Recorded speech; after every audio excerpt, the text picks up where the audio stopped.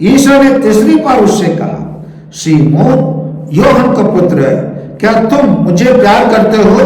पेतरुस को इससे दुख हुआ कि उन्होंने दूसरी बार उससे यह पूछा, क्या तुम मुझे प्यार करते हो? और उसने यीशु से कहा, प्रभु आपको तो सब कुछ मालूम है, आप जानते हैं कि मैं आपका प्यार करता हूं।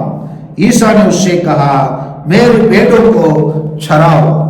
यहां पर हम देखते हैं प्रभु यीशु जब पेतरुस कहता है, प्रभु आप तो मेरे बारे में सब कुछ जानते हैं।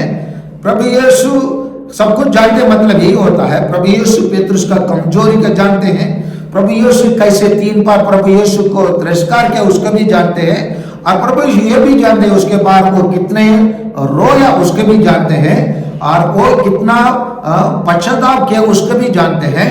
और कितना प्रभु यीशु के लिए व्याकुल हुआ और कोई भी चीज करने के लिए वो कितना आगे है, ये भी चीज प्रभु यीशु जानते हैं। और इसीलिए प्रभु यीशु उनके लिए ऐसे काम सुनते हैं जो वो करते आए हैं। अभी वो दुनिया में शारीरिक रूप से नहीं रहेंगे, इसीलिए वो एक ऐसे प्रतिनिधि को खोज रहे थे, एक सक्सेसर को, उसका कार्य को करने वाला एक योग्य व्यक्ति को प्रभु यीशु खोज रहे थे। इसीलिए उनके साथ रहे, उनको प्रथम शिष्य सीमोन को उसी काम को सुनते हैं। इसी चीज को अन्य कलीसिया के लोग जो गैर के उनको इसको समझने के लिए जानने की आवश्यकता है। इस वचन को गहराई से समझने के लिए उसका अर्थ को सभी सही तरीका से अपनाने के लिए अमल करने की आवश्यकता है, जिसको कैथोलिक कलीसिया अपनाया है। इन दिनों में हम लोग 266वां हमारा पोप फ्रांसिस मर चुके, वो कौन है? वो है पहला पोप पीटर का प्रतिनिधि है।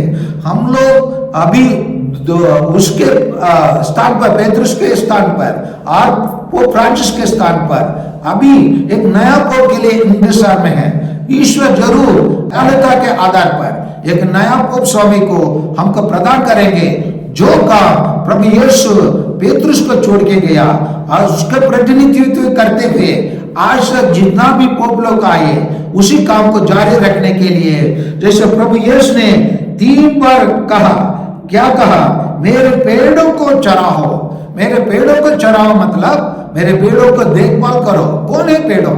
हम प्रत्येक जन, जितना भी मानव लोग इस धरती में जी रहे हैं, उन लोग सब उनके पेड़ों हैं। इसीलिए हम लोग उनको देखभाल करने के लिए, उनके बेट बन के रहने के लिए प्रभु यीशु जो आदेश दिया है उसका पालन करना है। इन तीनों पाठों से हमें क्या सीखना है, क्या संदेश मिलता है?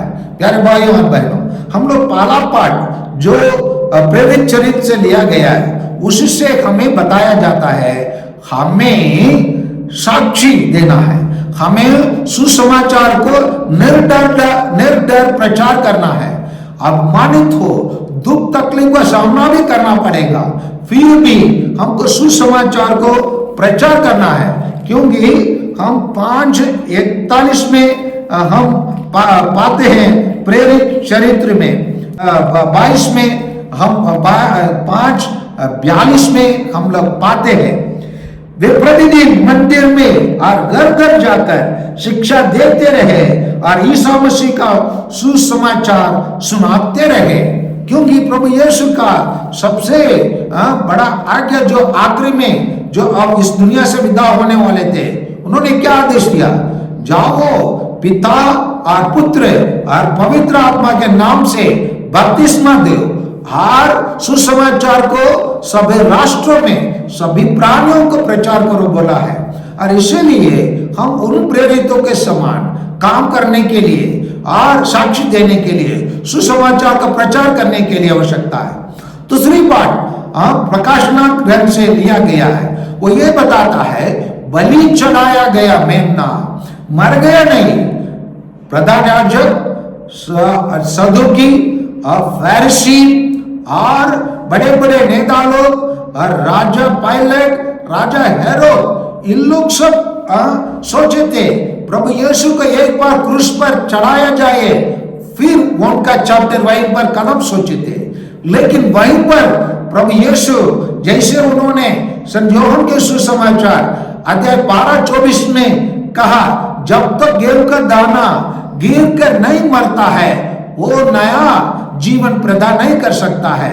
और उसी प्रकार प्रभु यीशु क्रूस पर मरे और नया फल लाए, 100 गुना वो फल लाने में सक्सेस रहे, सफल रहे। और उसी के आधार पर हमारे सामने वही मेमना हमारे सामने ऐसे खड़े होकर हमारे सामने वो साबित करते हैं। क्या साबित करते हैं? वो साबित करते हैं कि वही चढ़ाया गया मेमना सामर्थ्य, वैभव, प्रज्ञा, शक्ति, सम्मान, महिमा, स्तुति का अधिकारी बता रहा है। और उसी अधिकारी को, उसी मेमना को हम सुसमाचार के रूप में हम प्रचार करते हैं। तीसरा है, प्रभु यीशु अपने कार्यकाल समाप्त होने के टाइम पर अपना यात्रा, तीर्थमय यात्रा शरीर के रूप में ये धरती में समाप्त होने के समय पर एक ऐसे प्रतिनिधि को चुना, वही है हम आज कहते हैं पोप स्वामी, वही है पेत्रुस। उस पेत्रुस का प्रतिनिधि करते हुए आज तक 266 पोप स्वामी हो चुके हैं।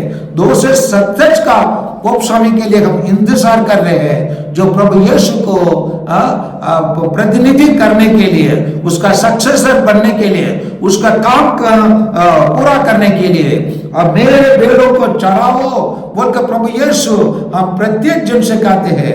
और प्रभु यीशु हम प्रत्येक जन से वही प्रश्न पूछते हैं, क्या तुम मुझे प्यार करते हो?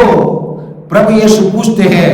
आइए हम अपने जीवन से, अपने शिक्षा से, अपने कार्यों से, जिस प्रकार पेत्रुस ने उस संहदन के सामने, उसी महासभा के सामने, उसी अधिकारियों के सामने खड़े होकर उत्तर दिया, ऐसे हम प्रत्येक जन हमारे भारत देश में, या हो सकता है संसद, हो सकता है हो सकता है विधानसभा, और हो सकता है कोई भी अधिकारी, कलेक्टर हो, तहसीलदार हो, कोई भी एसडीएम हो, उनके सामने खड़े होकर हम आइए वही शिष्यों के समान, वही प्रेरितों के समान हम ये उत्तर दे, यही मनुष्यों की अपेक्षा ईश्वर की आज्ञाओं का पालन करना कहीं अधिक उचित है। आमीन।